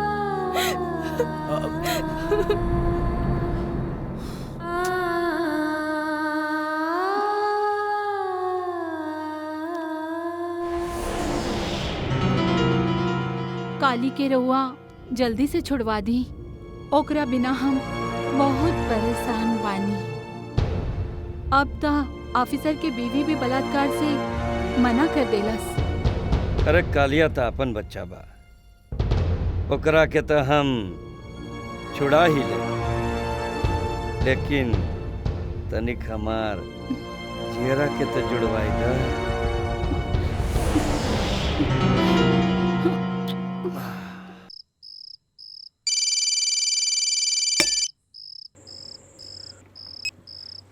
हेलो, का हाल बा राउर? के बोला था? बड़ा जालिम बानी जी। भरल जवानी में हमके विधवा बना के भुला गई नी। अच्छा तो तू हो।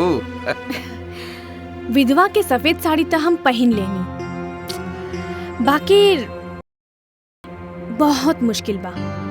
जवानी की रंगीनी मन से जात नहीं खे। हम समझनी ना। समझब कैसे? शिकारी के शिकार के तड़प के समझ ना होला। का मतलब? मतलब ई कि एक औरत के तड़प का हो सकता। समझ गई नी रानी, तो हर तड़प समझ गई नी। रउआ मन मर्जी तो बहुत आईनी हमरे पास, बाकी राज हम खुद बुलावतानी। काहे कि अब की बार चिंगारी हमरे अंदर भड़कल बा। आवतानी रानी, आवतानी।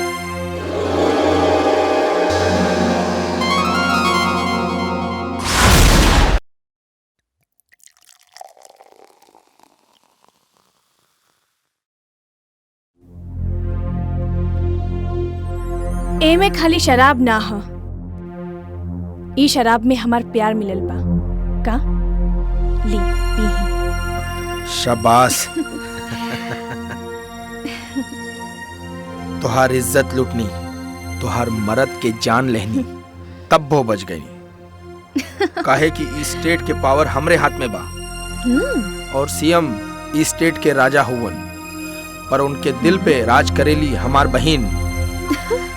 और जेकर बहिन अंदर ऊ होला सिकंदर। अच्छा करतारू जे वक्त के पहचान के हमरा मर्दानगी पे जान देता रू। अब तू हमार बाड़ू और हम तोहार बानी रानी। आज के बाद तो के कोनो तकलीफ ना हुई, समझ लू।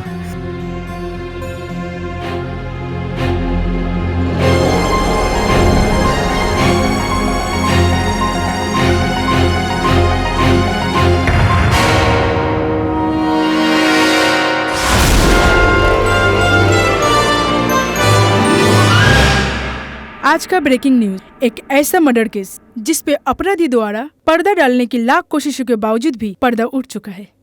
IAS officer Ashwini Kumar murder case. अब हम आपको दिखाते हैं काली पांडे, एमएलए मीरा देवी और मुख्यमंत्री के षड्यंत्र का पर्दाफाश और उन्हें बेनकाब करने वाली कुछ वीडियो क्लिप्स। और सीएम इस स्टेट के राजा हुवन, पर उनके दिल पे राज करेली हमार बहिन। और जेकर बहिन अंदर ऊ होला सिकंदर। अच्छा करतारू जे वक्त के पहचान के हमरा मर्दानगी पे जान देतारू।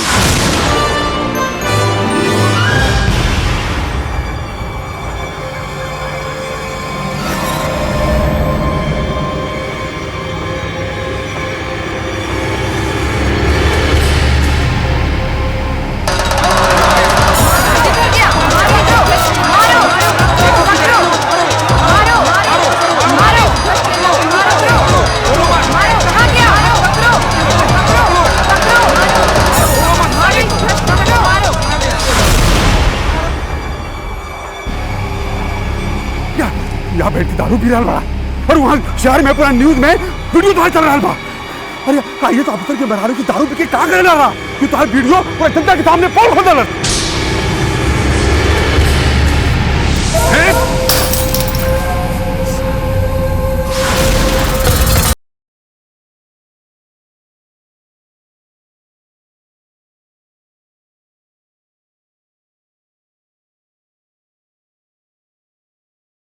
रहली ना वही दिन तोहार प्रसाद खा के सुहा कर देवे के चाहत रहल।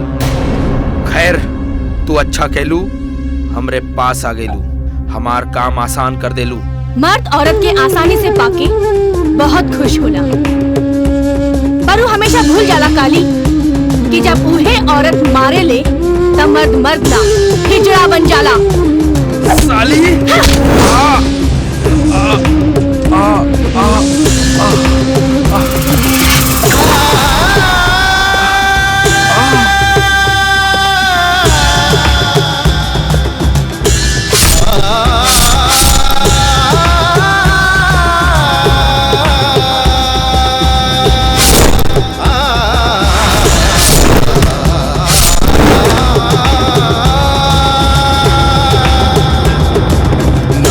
धरती नारी अंबर नारी ही संसार, नारी धरती नारी अंबर नारी ही संसार। नारी दुर्गा नारी काली नारी तारणहार, नारी दुर्गा नारी काली नारी तारणहार, नारी तारणहार, नारी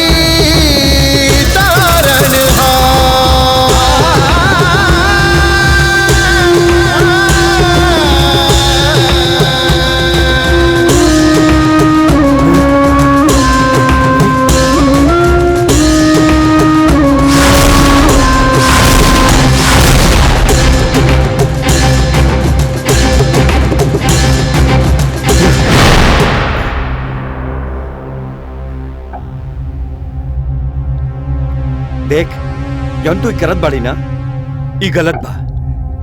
कानून के अपना हाथ में मत ले, हम तो इंसाफ दिलाई। आज तोहरा के कानून याद आवता। अच्छा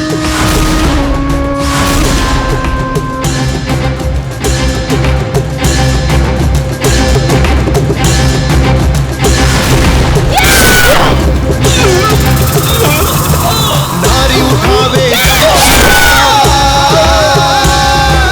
करेली दुश्मन पे नारी उठावे जब तलवार करेली दुश्मन पे आपन क्रोध के अगिया से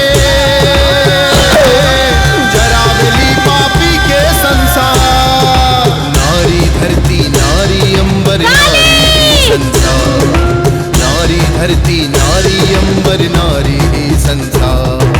नारी दुर्गा नारी काली नारी तारणहार, नारी दुर्गा नारी काली नारी तारणहार, नारी तारणहार,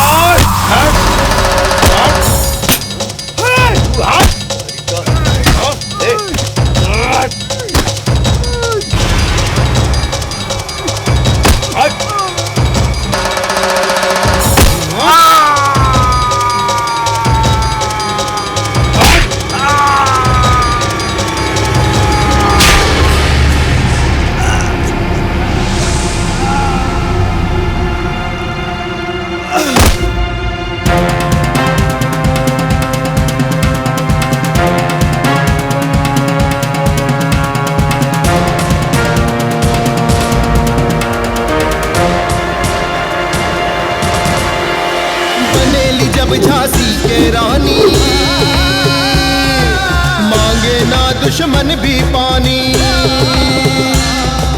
बनेली जब झांसी के रानी, मांगे ना दुश्मन भी पानी। उठावेली जब ये हथियार, बहावेली कुलवा के धार। नारी धरती नारी अंबर नारी ही संसार। नारी धरती नारी अंबर नारी ही संसार। नारी दुर्गा नारी काली नारी तारणहार। नारी दुर्गा नारी काली नारी तारणहार। नारी तारणहार। नारी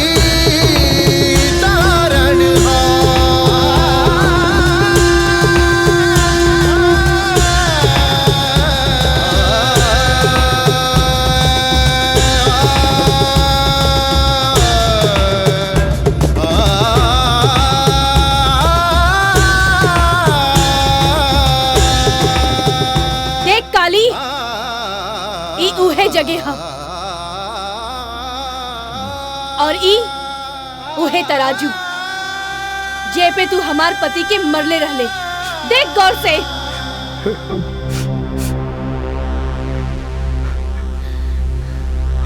हमके माफ कर दे सरिता, हमके माफ कर दे। माफ कर दी? काली औरत से ना, मौत के सामान भी होली।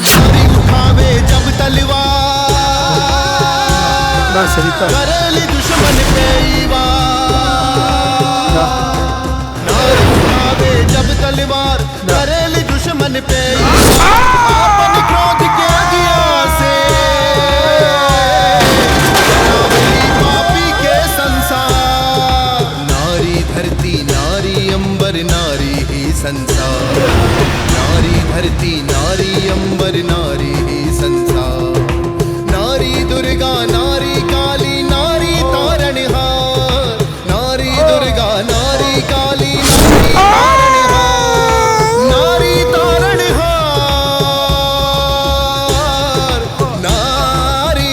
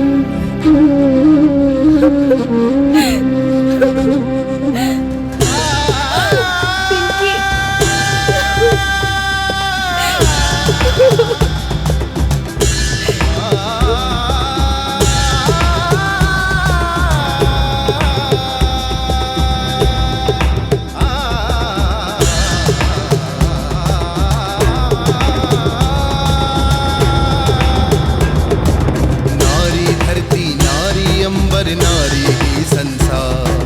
नारी धरती नारी अंबर नारी ही संसार।